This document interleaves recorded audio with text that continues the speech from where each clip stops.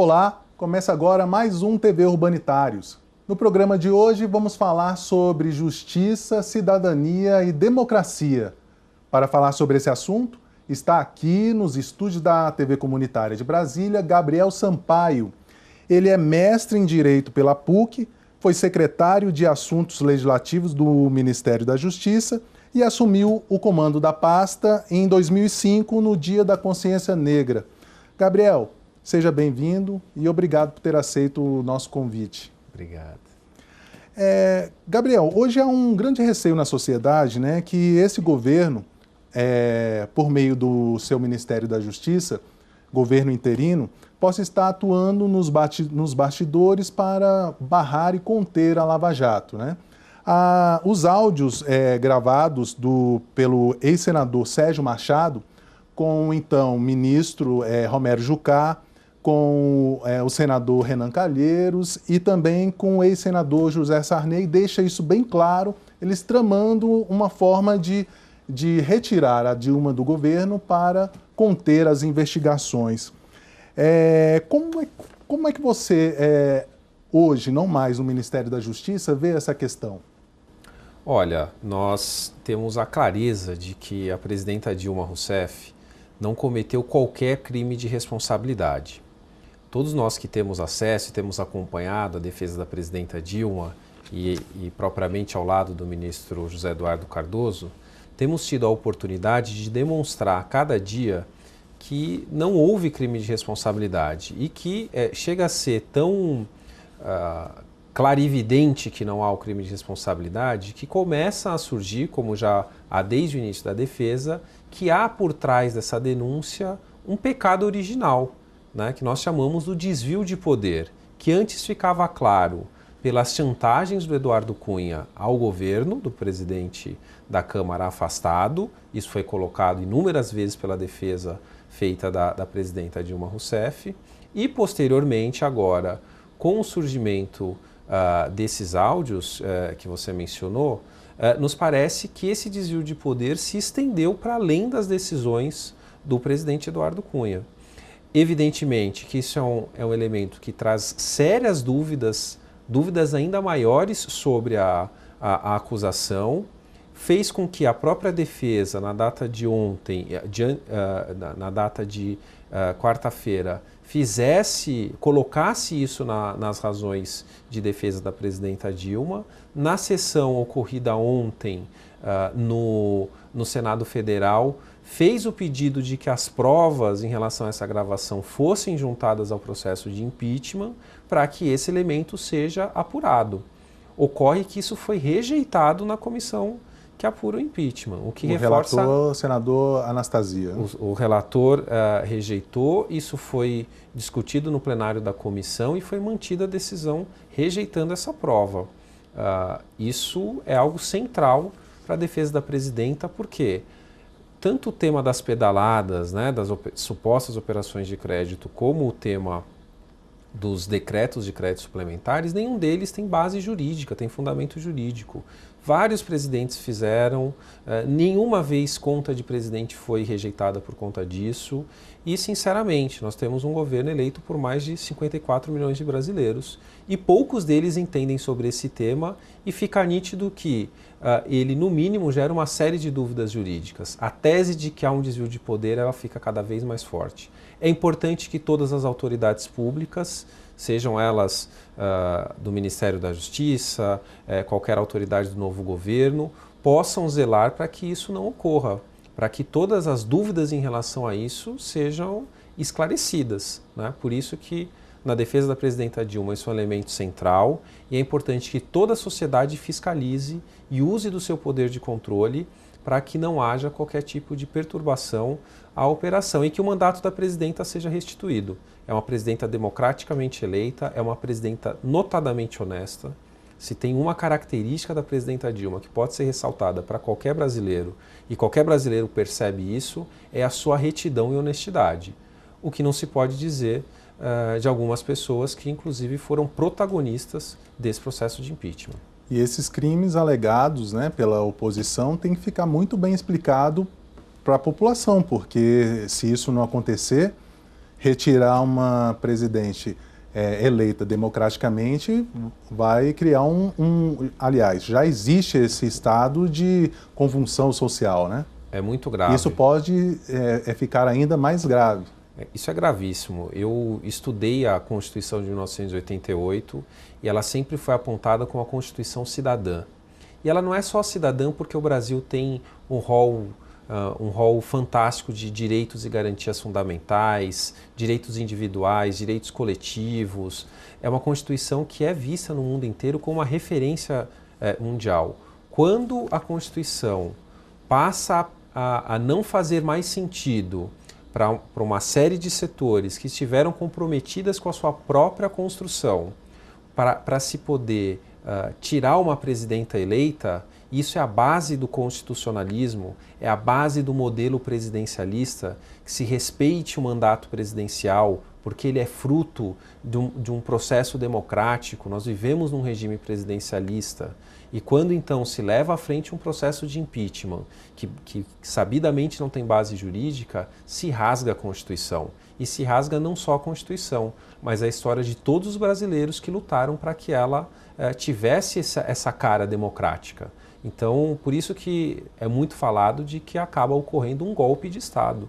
E certamente essa narrativa é real, porque se abre mão de princípios constitucionais muito caros à nossa sociedade, foram construídos, inclusive graças à perda de vidas de inúmeros brasileiros, por uma conveniência política que não é só uma conveniência de estar ou não no poder. É uma conveniência que deixa margem de dúvidas em relação a quais as suas intenções e o quanto elas podem não ser republicanas. Por isso, isso reforça a luta, não só dos advogados, dos juristas, para apontar o quão injusto é esse processo, mas de todos os brasileiros em defesa da Constituição. É uma violência democrática muito grande, né? Agora, Gabriel, falando um pouquinho sobre o novo ministro interino do Ministério da Justiça, Alexandre de Moraes. Até pouco tempo ele era secretário de Estado de Segurança Pública em São Paulo. Na ocasião ele vinha reprimindo com uma certa, vamos dizer assim, além da força, né?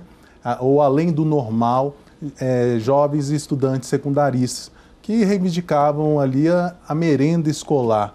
Você acha que essa política repressiva, uma vez que ele está no Ministério da Justiça, isso pode se estender em âmbito nacional, uma vez que, caso o impeachment seja aprovado e isso não fique muito bem explicado para a população, esse estado de convulsão social, isso deve se agravar.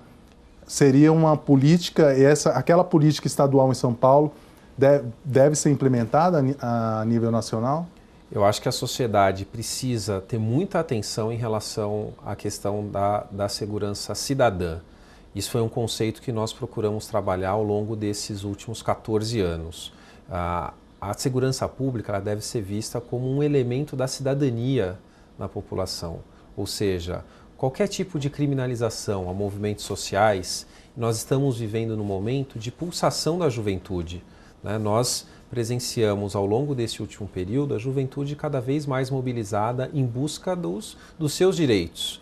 E nesse ponto acho que nós temos uma virtude na nossa percepção democrática, que a presidenta Dilma sempre reforçou o papel disso para a democracia. Em nenhum momento sinalizou com atitudes antidemocráticas ou repressivas aos movimentos sociais ou à juventude mobilizada.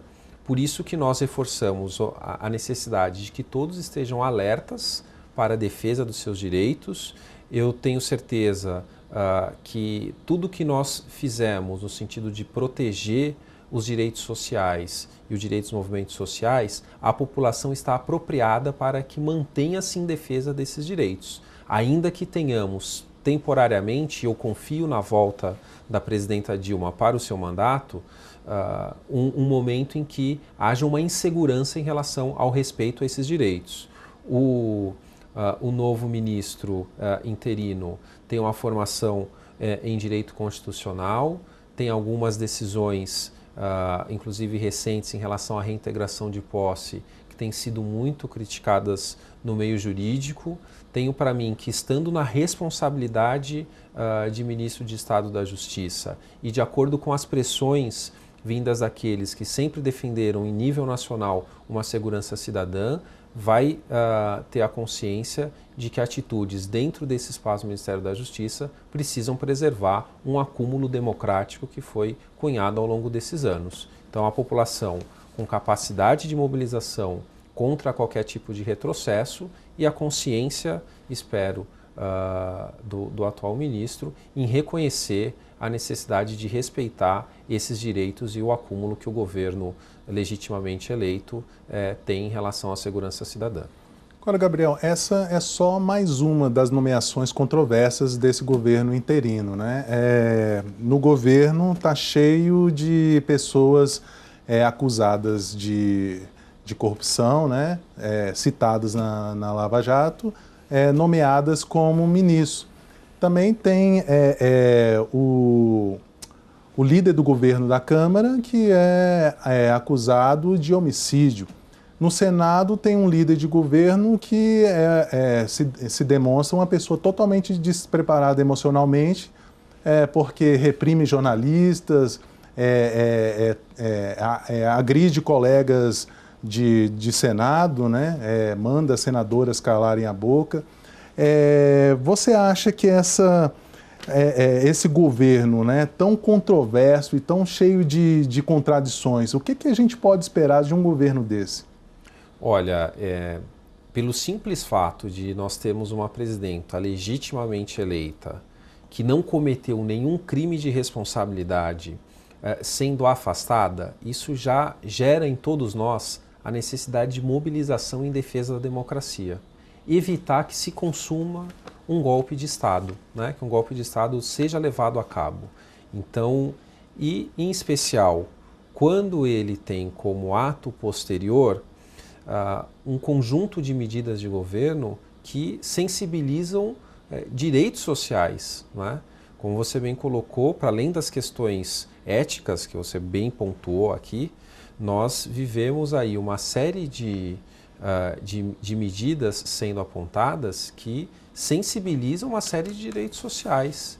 Então, se de um lado, do ponto de vista ético, nós temos demonstrado que o governo da presidenta Dilma tinha até uma autoridade maior do ponto de vista de ter legitimado investigações, ter mantido e preservado, até mesmo inaugurado a independência do Ministério Público ao nomear o primeiro candidato da lista formulada pela Associação Nacional dos Procuradores da República, tendo criado uma série de leis, né, reformulado uma série de leis que dão base para esse tipo de investigação, criando então um arcabouço jurídico e político para que houvesse então capacidade no Estado brasileiro para apurar os malfeitos e permitir que eles fossem devidamente responsabilizados. Podemos até discutir alguns casos em que pode ou não haver abusos, mas o fato é que nós tivemos uma postura enquanto governo que foi uma postura de Estado, né, que preservou a independência das instituições. Então você ter um mandato legitimamente constituído, sendo substituído por outro que não corresponde do ponto de vista ético em relação a esse mandato, e mais do que isso, traz retrocessos do ponto de vista de direitos sociais, né? A própria questão das nossas riquezas naturais sendo discutidas em relação ao pré-sal, isso gera na sociedade um alerta para a defesa da sua Constituição e para a defesa das conquistas que estão para além daqueles que concordam ou discordam da política desenvolvida pela presidenta Dilma Rousseff, mas para todos aqueles que defendem um país democrático, em que se respeitem as regras eleitorais, haja vista então que a presidenta ganhou um processo de eleição legitimamente feito nas urnas e que imprimia um projeto democrático popular para o nosso país e que, na nossa visão, é um espaço ainda que a história precisa completar. Tivemos algumas tentativas em governos como Getúlio Vargas, Juscelino Kubitschek, João Goulart, todas elas interrompidas sejam por situações de golpes militares, como a gente percebeu já na nossa história, seja por interrupções neoliberais, como nós vivemos em um período recente da nossa história. Nós achamos que ainda há muito espaço para concretizar um projeto democrático popular. Fizemos muito ao longo dos 14 anos, mas ainda há muito mais o que fazer. O que a sociedade pede vai na contramão das medidas que vêm sendo apresentadas. A sociedade quer mais direitos, quer mais qualidades nos serviços, quer mais ética na política. E ao longo desse período, quem mais fez por esses elementos centrais da nossa democracia, ao meu ver, foi o governo de Lula e da presidenta Dilma. E tudo isso que está aí é o oposto do que a sociedade vinha reivindicando, né? É mais direitos, mais saúde, mais educação, mais segurança, e o que a gente vê são pessoas citadas em casos de corrupção, inclusive 2 ministros já caíram. E diariamente a gente vê, né, membros do governo que são citados em operações, na Operação Lava Jato ou em outros inquéritos policiais. É um desgaste diário, né? Isso que aconteceu ontem no Senado, né? Essa jogada da oposição em adiantar o processo de impeachment, por trás disso estaria o interesse do governo concretizar logo o impeachment, porque todos os dias a gente vê notícias que envolvem os membros do governo em caso de corrupção. E se continuar nessa toada, a tendência é que esse governo caia antes mesmo do julgamento do processo de impeachment. Você acha que esse aceleramento do processo em reduzir os prazos para a defesa, isso seria o interesse seria para não perder mais votos de senadores indecisos? Porque muitos senadores já deixaram alguns indicativos que não estão convencidos. Olha, a cada dia que passa, na minha opinião, a sociedade vai tomando cada vez mais consciência do quanto significa essa situação que nós temos colocado como uma situação de golpe. Pela falta de embasamento jurídico que há nas 2 acusações feitas contra a presidenta da República. É muito difícil se explicar para a sociedade que a presidenta está sendo deposta por conta de uma operação feita no Plano Safra, que foi o plano que mais viabilizou a produção agrícola no nosso país, e, por outro lado, da presidenta ter autorizado créditos suplementares para que a Justiça do Trabalho fizesse fóruns, para que a presidenta atendesse pedidos de outros poderes para executar as suas políticas públicas. Em nenhuma dessas atitudes é possível convencer qualquer cidadão comum de que isso é motivo para substituir uma presidenta. Na maioria dos discursos, o que se vê são falas que não tratam desses 2 temas que são a base do processo. Então, cada vez mais fica nítido para todos aqueles que acompanham as defesas feitas pelo ministro Eduardo Cardoso, as sessões das comissões, que a presidenta está sendo afastada por argumentos que são estranhos a esses 2 elementos, porque eles são de base jurídica absolutamente frágil, insustentável. Né? No caso das operações do Plano Safra, não há uma conduta da presidenta indicada. Qual é o ato dela? Qual é a assinatura da presidenta? Qual é a ordem da presidenta que implicaria no crime de responsabilidade? Isso não está no processo. E isso reforça cada vez mais que não são esses os reais motivos. E a defesa tem dito. O desvio de poder do presidente Eduardo Cunha, esses áudios têm demonstrado outros elementos que estão para além dessa discussão. Por isso, então, que nós estamos cada vez mais convencidos de que tanto a sociedade quanto o ambiente parlamentar vai se sentindo cada vez mais sensibilizado com esses argumentos e, portanto, há chances reais e cada vez mais nós acreditamos nisso de reverter esse processo. Isso pode incomodar setores que têm interesse em depor de fato a presidenta e acelerar, prejudicando o direito de defesa. Ontem a cena foi lamentável em se negar à defesa o direito de produzir provas. Em geral, num processo, quem deve provar a culpa é aquele que está acusando.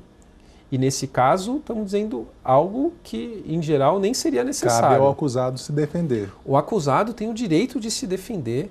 E nesse caso, a defesa ainda tem demonstrado ter provas daquilo que alega. Não é simplesmente que está se excusando de uma acusação, deixando de lado. Mais do que isso, está querendo trazer elementos que demonstram que há um desvio de finalidade nesse processo, um desvio de poder.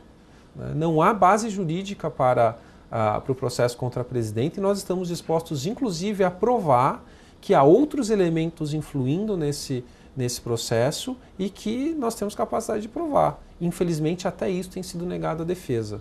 Né? Como disse o Marcelo Zero, um sociólogo que eu entrevistei aqui, falta o personagem principal, o crime. Né? Exatamente. A própria ministra da Agricultura, Cátia Abreu, que é do mesmo ministro, ou do mesmo partido do Michel Temer, quando era senadora no governo Lula, fez uma oposição muito firme e muito dura. Mas no governo Dilma ela tem defendido a total falta de crime e que essas supostas pedaladas, né, não correspondem a crime. Né? De modo algum. Pelo contrário. E tem uma coisa central a ser colocada. Veja, o mundo viveu uma crise econômica. É inegável. Países da Europa passando por crises. Aliás, a humanidade vive uma crise em relação à questão dos refugiados, países que estão vivendo em depressão econômica, no centro do capitalismo, que rejeitam pessoas que vivem situações humanitárias por viverem crises econômicas. É inafastável avaliar a história de acordo com a conjuntura econômica mundial. O Brasil manteve índices de emprego que eram surpreendentes ao redor do mundo. Por quê? Era prioridade no governo políticas anticíclicas, políticas que buscavam sanar o problema da crise, preservando o direito da sociedade ao emprego, aos benefícios sociais. Então, criminalizar o governo por defender as políticas sociais, sem ter cometido nenhum tipo de crime de responsabilidade, mas o simples fato de ter colocado como prioridade na sua política a defesa do emprego e tomar medidas econômicas para isso, não pode ser base para se afastar uma presidenta por uma suposta acusação de responsabilidade fiscal ou coisa do gênero. A presidência da República, o governo legitimamente eleito, onde esse debate foi trazido nas eleições, adotou políticas que foram aprovadas pela sociedade e que preservavam direitos sociais. Não é a responsabilidade do governo a crise é uma crise mundial. Então esse é um dos elementos que é importante trazer para esse debate. Se busca punir a presidenta por um processo de crise que ele é internacional. Então acho que a gente tem que reforçar a defesa jurídica da presidenta por não ter havido qualquer crime, essas condutas. Tanto que do ponto de vista da mídia internacional isso ficou claro, porque livre das paixões políticas que nós vivemos aqui, ao analisarem o processo, não vem base jurídica. Se esse processo for aprovado, vai ser mais um dos graves casos de injustiça no Brasil, né? Agora, Gabriel, foram apenas 2 dias, mas você chegou, mudando um pouco de assunto, você chegou a assumir o comando no Ministério da Justiça em 2005, né, no dia 2015, no Dia da Consciência Negra. Foi um ato simbólico, né? É verdade. Uma vez que, como eu disse, a nomeação aconteceu no Dia da Consciência Negra. O que vem na sua cabeça quando você vê um governo desse sem mulheres e sem negros? Isso demonstra, né, o caráter, né, do retrocesso que nós estamos vivendo. Eu sempre que falo sobre essa experiência, ainda que breve, como ministro da Justiça, eu remonto a toda a história do nosso povo brasileiro, né, a história da minha ancestralidade, a história de Zumbi dos Palmares, de Dandara, a história de Luiz Gama, de quase 400 anos em que pessoas com meu fenótipo eram chicoteadas, não eram vistas como pessoas, eram seres que apenas serviam para produzir riquezas para uma classe dominante. São 400 anos praticamente de história de negros sofrendo com esse tipo de tratamento no nosso país. Se nós formos colocar o tanto de tempo que nós temos de democracia, ele é ínfimo em relação a tanto tempo de história de opressão.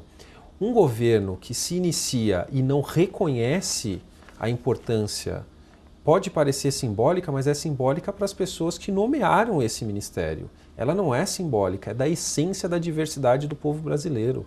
E isso é da essência da construção do nosso processo enquanto nação. Não ter um negro representado, não ter uma mulher representada, significa negar a nossa diversidade, significa demonstrar um caráter autoritário, encarar essas questões como questões menores, dizer que ter uma mulher contemplada numa chefia de gabinete em outro espaço é a mesma postura que os machistas têm quando dizem que cabe às mulheres tratarem sozinhas das tarefas domésticas. Simbolicamente isso é a mesma coisa. Não reconhecer a capacidade de tantos homens e mulheres negras para estarem no espaço de ministério significa igualmente silenciar diante das desigualdades e da falta de acesso dessas pessoas ao ambiente de poder. Então isso não é uma questão simbólica, é uma questão que demonstra um caráter antidemocrático e autoritário de dirigentes que sequer têm sensibilidade para compreender a essência da nossa nação. É mais um dos motivos para entender como ser fundamental o retorno, não só o retorno da presidenta Dilma, mas o retorno do Brasil para o caminho de um projeto democrático popular, ainda incipiente. A gente ainda precisa avançar muito nesse projeto democrático, porque ainda há muita coisa a construir. Evidentemente, evoluímos muito com a lei de cotas, com o ProUni, com outros tantos programas sociais, mas nós queremos mais, né? Nós temos a consciência de que temos capacidade de ocupar os espaços de direção do nosso país, né? Então, reforça-se cada vez mais a necessidade de não só retomar o mandato da presidenta, mas retomar um projeto democrático popular que reconheça a diversidade da nossa nação e a nossa capacidade de fazer o nosso país cada vez melhor. Como você disse, foram 400 anos de exploração e apenas 14 anos de um governo progressista, né? Gabriel, nosso tempo está chegando ao final, mas eu tenho aqui mais uma última pergunta para te fazer e eu gostaria de pedir brevidade na resposta. E para outras minorias, né, como a comunidade LGBT, para camponeses, para os indígenas, o que é essa parcela considerável da população que se pode esperar de um governo interino como esse, que pretende mexer no tamanho do SUS, na Previdência, retirar direitos dos trabalhadores, ou seja, atinge diretamente essa parcela da população mais pobre, né? Um bom ponto que você colocou. Se o governo não é capaz de reconhecer a importância das mulheres, que hoje até já são maioria do ponto de vista demográfico no nosso país, dos negros, que se pegar entre negros e pardos, nós também temos uma representatividade mais da metade da população. Se nem para esses setores, que podem até ser vistos como maiorias, se reconhece a importância para a construção da democracia, tanto mais outros setores que demandam do Estado uma ação de proteção, de proteção às suas liberdades, não é?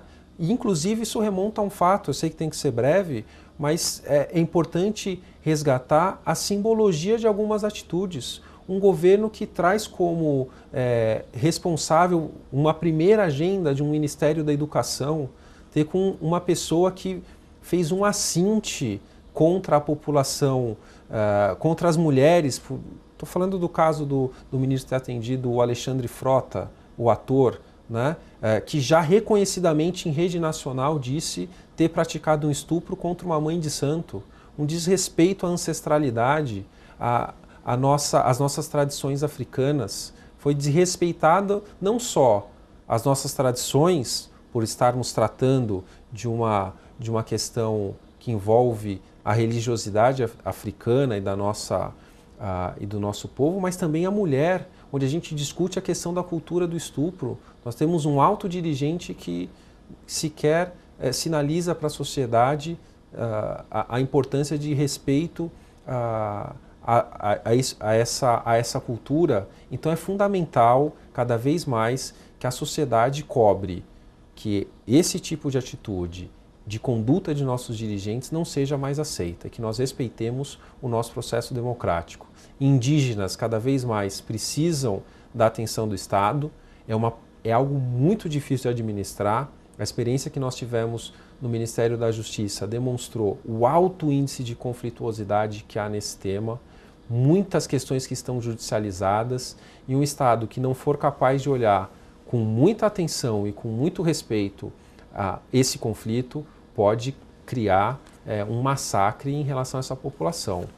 LGBTs, igualmente, cada vez mais, nós reforçamos. Dei um exemplo de uma atitude de uma alta autoridade que prestigia alguém que pratica um estupro, um atentado às nossas tradições africanas. Né? Para a população LGBT, esse tipo de cultura é cada vez mais reforçada no âmbito da nossa sociedade. Se nós não comunicarmos uma política de respeito e de tolerância, elas devem sofrer ainda mais, assim como os movimentos sociais, que sofrem, seja do ponto de vista econômico, com medidas que visam retroceder nos direitos, como também medidas simbólicas de repressão que devem ser combatidas. São fatos lamentáveis e que não era isso que a população, a sociedade queria, né? A população queria fim da corrupção, mais saúde, mais educação, mais direitos, mas não é nada disso que a gente tem visto no noticiário ultimamente. Gabriel, infelizmente nosso tempo acabou e eu gostaria de agradecer a sua participação. Eu que agradeço, muito obrigado aqui pela oportunidade. Eu conversei com Gabriel Sampaio, ele é mestre em Direito pela PUC de São Paulo e foi secretário de Assuntos Legislativos do Ministério da Justiça. E a gente conversou sobre processo de impeachment, retirada de direitos e políticas conservadoras que estão sendo praticadas por esse governo interino. Você pode rever esta e outras entrevistas em nossa página www.urbanitariosdf.org.br ou em nossa página no YouTube, TV Urbanitários DF. Você também pode mandar sugestões e críticas para comunicacão@estildf.org.br ou pelo nosso WhatsApp 9144 8075. Muito obrigado pela companhia e até a próxima.